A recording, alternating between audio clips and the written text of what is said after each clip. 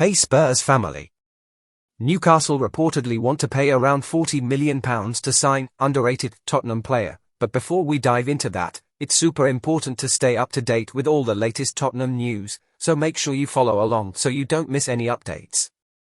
Now, let's get to the big news. Newcastle United could be targeting our Richarlison in this transfer window. Yep, you heard that right.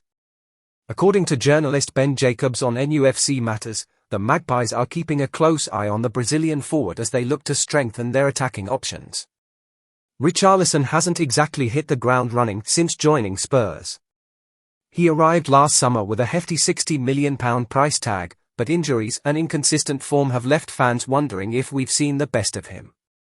But here's the twist: Newcastle believes Eddie Howe could unlock Richarlison's potential and bring him back to his best. The rumoured offer? Around £40 million. That's quite the drop from what Spurs initially paid, but Newcastle, backed by their Saudi owners, might be willing to negotiate.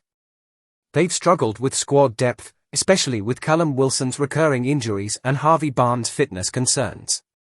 Richarlison could be their solution, and guess what? He'd reunite with his former Everton teammate, Anthony Gordon.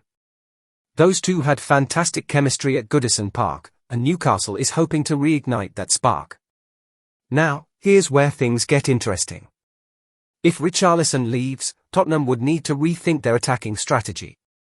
He's had his critics, sure, but could selling him to a Premier League rival come back to haunt us?